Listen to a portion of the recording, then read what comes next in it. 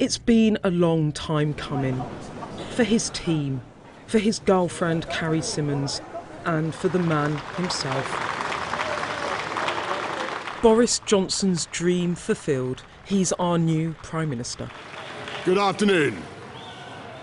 I have just been to see Her Majesty the Queen, who has invited me to form a government, and I have accepted. And with one mission, to finish what he started, Brexit.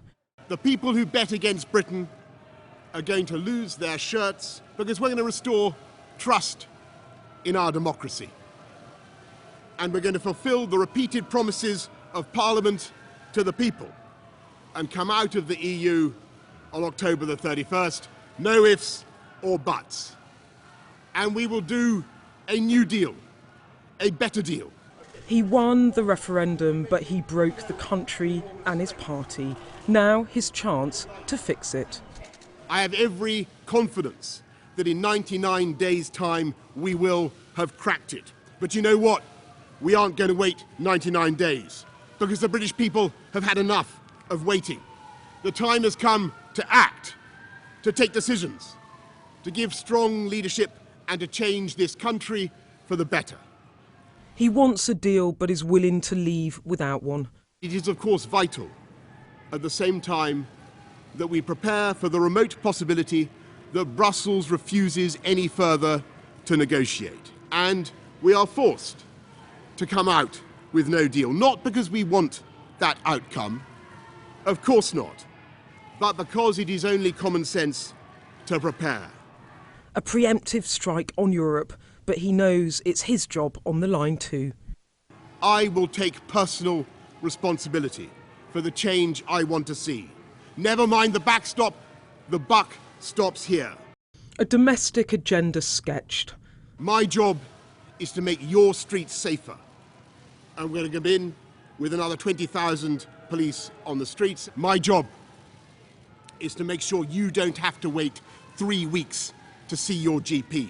I am announcing now on the steps of Downing Street that we will fix the crisis in social care once and for all. A scattergun speech, Mr. Johnson promising the world. Let's change the tax rules.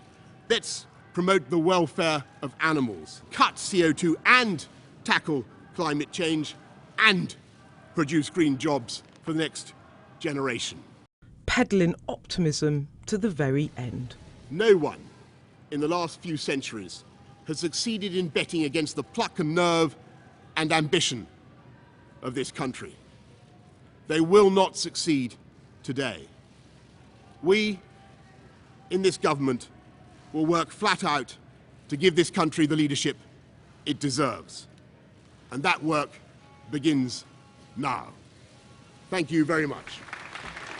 Only one thing in the in-tray, in truth. His premiership hinges on Brexit, a lesson he's learnt from his predecessor.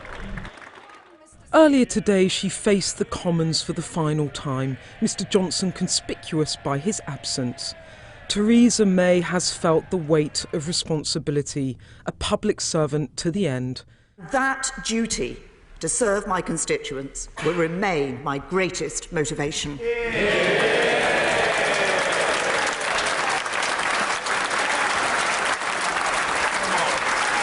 But her premiership ending in failure and in tears. Thank you very much.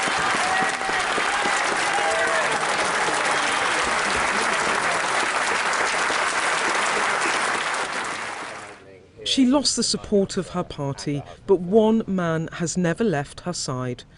Finally, and most of all, I want to thank my husband, Philip, who's been my greatest supporter and my closest companion.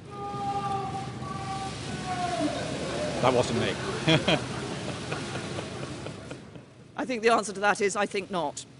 I'm about to leave Downing Street, but I'm proud to continue as the Member of Parliament for Maidenhead.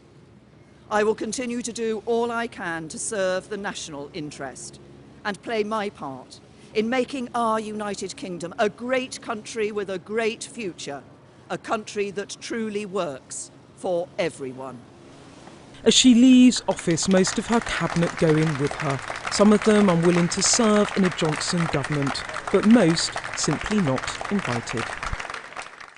In recent weeks, it's felt like nothing could stop Mr Johnson's ascent, though these protesters briefly did. To the Queen, this the moment it became official. Friendly cheers as our new Prime Minister departed for Downing Street. Into number 10 and straight to business, assembling his Brexit delivery team. Total overhaul of the top team. Sajid Javid, his Chancellor, Priti Patel, Home Secretary, Dominic Raab to the Foreign Office. This is the most brutal of cabinet clear-outs. Nearly everyone from the May era has gone. Team Johnson bringing in those who fought with him in the Vote Leave campaign into frontline posts and behind the scenes too. Because this is not about unity, this is about Brexit delivery, and he is a PM already at war. His opponents in the party and in Parliament already preparing for the conflict. Mr Johnson knows his success or failure in office depends on getting Brexit done in the next 100 days. His could be a very short reign indeed, into number 10 and to battle. Beth Rigby, Sky News, Westminster.